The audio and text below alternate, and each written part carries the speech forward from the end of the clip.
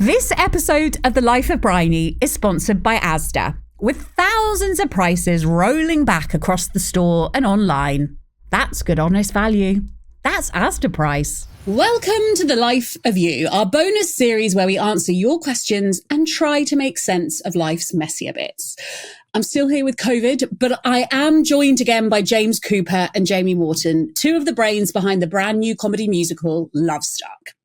Now, we're diving into some proper juicy dating dilemmas today because let's face it, it's an absolute minefield, isn't it? James and Jamie have got some brilliant insights about dating apps, why they think the whole you'll find love when you'll stop looking thing might be nonsense. And there's a rather entertaining story about dating a magician that involves twins and disappearing acts. Trust me, you'll want to hear this.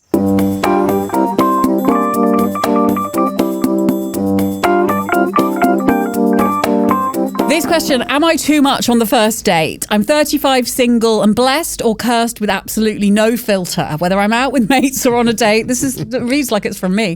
Whatever pops into my head tends to fall straight out of my mouth. Among friends, it's appreciated. I'm the one who calls out people's bullshit, asks the questions everyone else is thinking but too polite to say, and provides grade A dinner party chaos. But I've recently discovered that this particular brand of honesty doesn't always land when you're face to face with a man who's only had half a pint and is still clutching his coat. For example, on a recent date, we were talking about misadventures in sex and I asked him if he'd ever tried a finger up the bum during it. Wow. He looked horrified. I said, I'm only joking to rescue the date, but I was genuinely interested. My friends have suggested I tone it down a bit or risk scaring everyone off. Isn't the whole point of dating to be yourself? Thoughts? Yours unfiltered, Gemma.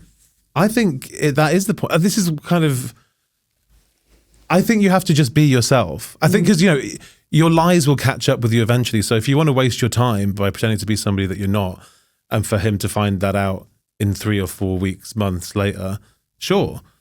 I would say it's more efficient to just be yourself and just rattle through them until you find someone because there will be someone that will share that energy or at least appreciate that energy, and you can't sustain being a different person your entire life. So what's the point of lying on a date? It's just no point. And like dating is, like I said before, like it's so transactional and we speed through people, and like Jamie says, you will meet the person that energy matches with eventually, and it's often or balances with, because both of that energy would be a bit much. Sure, like that fits. Okay, that fits together. No offense, Gemma. We don't want Gemma to think that she's too much. No, she's not too much, but she can't be with someone who's of a similar dialed upness. I think because people can be more mellow but appreciate that energy, and actually they can complement each the other yin well. and yang that often seems to work well together. I'm a bit like Gemma, and my husband is very buttoned up. There you go. Yeah. Perfect. I'm talking about fingers up bums. Yeah. He's just nodding along. He's getting the finger up bum. Yeah. I'd probably save the finger up bum to date 2. It would be my one piece of advice for Gemma, but otherwise, be yourself, absolutely. Yeah. And often when you stop going on so many dates and stop looking, that's when you start to find the person that you're. Is that true though? I think that is true. I've been swearing the entire time. That's fine. Okay? It's totally fine. You're going to be bleeped. No, there's no bleeping on this. There's someone will show up when you least expect it. I think that's absolutely not really the truth. Okay, fine. Do you not think? No, I just think that's something that people say to make you feel kind, better. and that's a lovely thing to say, to be kind, but I don't think it's true. But then I also think I'm friends with someone who's like a very high-end matchmaker. Oh, wow. Ultra high-end, ultra net worth individuals. Right. Okay, so billionaires basically. And she's she would say this because it's her job, but she's like, dating apps don't work because it's that thing of throw enough shit at a wall and some will stick, and it's so transactional. It's so you're never investing enough time because you think there's something better tomorrow. Right. Got ya. And she's like, you have to invest in somebody, and you have to kind of get past that thing that we were talking about that initial, you don't get the initial wow, so I'm going to dump them off. All those kind of the deal breaker things. You have to kind of get over that. And she's like, dating apps are the worst because they've actually programmed us all into thinking that there is a better option a swipe away. Yes. Because it's like going to eating at a buffet. It's awful. Because I love buffets. but it's not good for you because you're constantly being like, oh, I'll have a bit of that. And then you have a plate full of lasagna and curry and like some vegetables. I think that's a bad analogy. And then That like a sounds lemon great to meringue me. pie. And you're like, what am I doing? James and I are very much going to be eating at the buffet. Yeah, lasagna and curry right next to each other. Yum, yum, yum. Rubbing up against each other. Okay, one more quick question. My ex is a stand-up comic and they keep telling stories on stage that are clearly about our relationship. Jamie's nodding along. Frankly, he's not had enough girlfriends for it to be about anyone else. Oh, wow. It's not nasty, but it feels weird hearing our private moments turned into punchlines. Am I overreacting or do I have a right to ask them to stop? That's from Anna. Ooh. It's a complicated one because like it happened to him too.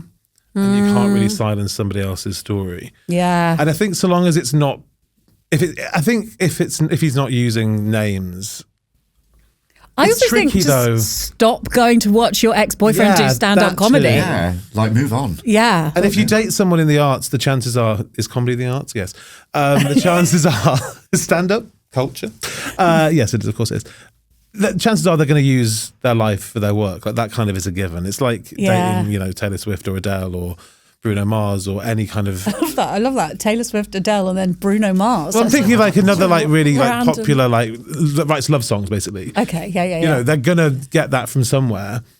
Yeah. You know, I once dated a magician. It's not the same. and he did disappear. So I went to his show and he was like, "Oh, go with my friend." I was like, "Oh, okay."